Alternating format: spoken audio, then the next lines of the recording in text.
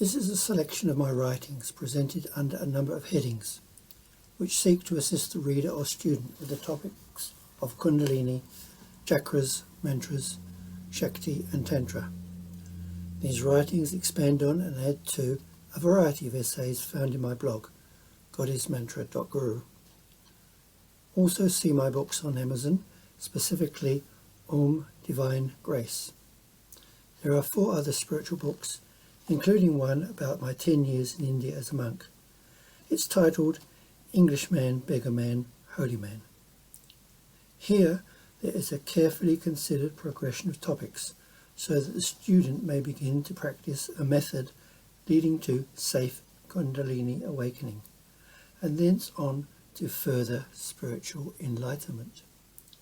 Sanskrit words are in italics when first used only. This is part 1. Kundalini Shakti. Kundalini is a form of divine female energy, or Shakti. Kundalini is otherwise known as the serpent power, which is considered to be like a coiled snake of energy at the base of the spine. It can be coiled there in a dormant state, and when awakened, the energy, or Shakti, arises in a sinuous movement through the centre of the spine to the crown of the head. Along the way it goes through the centres of energy, called Chakras, and each one of these chakras has specific and particular attributes. There are 6 chakras, and then the Kundalini energy exits the body via the crown chakra, or the 7th chakra. Shakti. Shakti is also considered to be the universal energy or goddess energy, the creative force of the divine being. In this sense, the masculine aspect of divine being is seen as a transcendental power which is beyond form and shape. The female aspect is seen as the external creation. When practitioners worship Shakti or goddess form, they can worship the divine being as the world, the universe, or creation. Some religions and philosophies accept only one monotheistic divinity. Religious belief, of course, throws up many variables on this theme.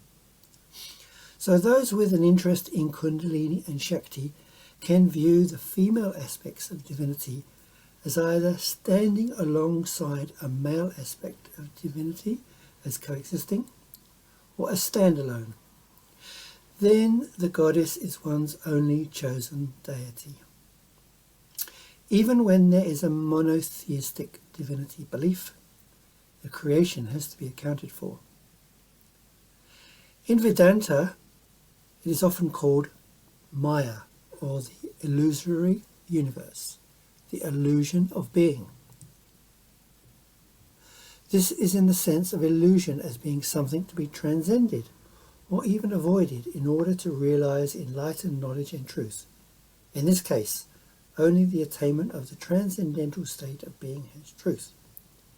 The Vedanta philosophy further explains this topic. Maya and Vedanta. The word Vedanta means end of the Vedas, and developed as a swing away from ritualistic practice in ancient Indian times. Creation is Maya, or the illusory universe. Vedanta on the surface seems to oppose religious practices in a major way, and separates away from the worshipping of a personal god or gods and performing rituals. God is seen as one transcendental state, a cosmic consciousness. Vedanta doesn't always deny the value and purpose of a personal god, but it does critically analyze liturgy, sacrifice, worship of the various deities, and even the penance practices of the yogis. Vedanta seeks to clear away the clutter of ritual and point to the discovery of the inner soul, the Atma, which is one with the cosmic soul, Brahma. Vedanta is not the pathway of devotion to a personal god.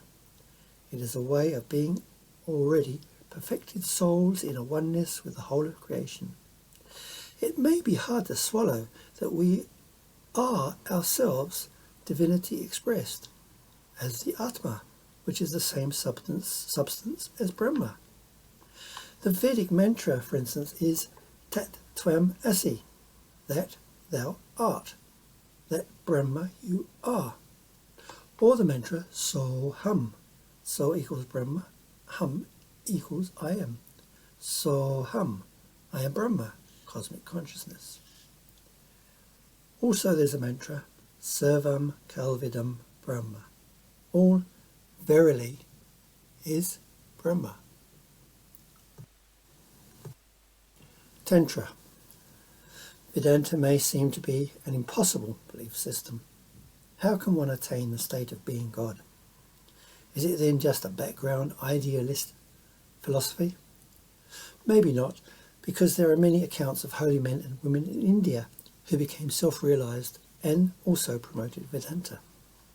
Often, however, they had a coexisting practice of devotional worship to some personal deity. For those who are devotees of the goddess then, manifested Shakti is the way of liberation or achievement of higher consciousness. It involves partaking of all that the world offers, even though the final goal may be liberation and freedom from birth and death or rebirth. Such practitioners are called Shaktas, the worshippers of Shakti or the goddess.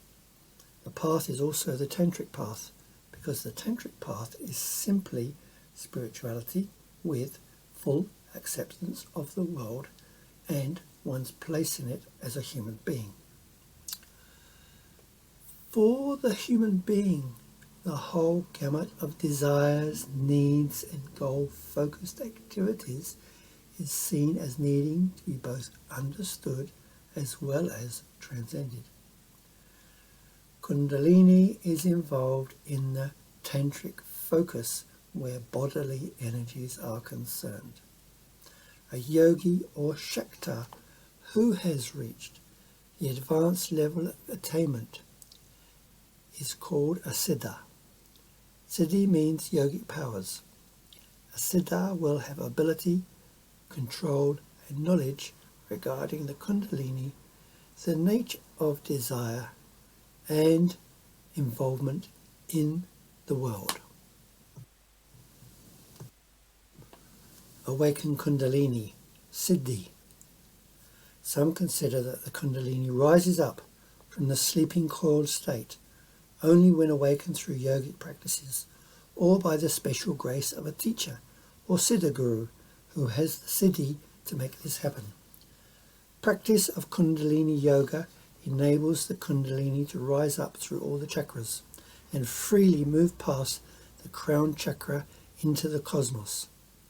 Then the cosmic divine energy revolves back down into the body, purifying all the centers further by bringing in that divine light.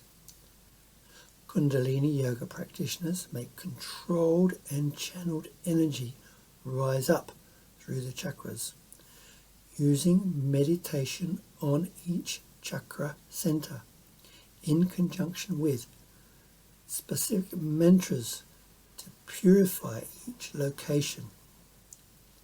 Kundalini can then move as a continuous flow upwards as well as downwards, free flowing without blockage. Next in this teaching will be part 2, which is about the use of mantras to awaken the Kundalini, purify the chakras and reach Samadhi, which is the highest level of meditation. Then spiritual enlightenment is within reach. Hari Om Tat Sat.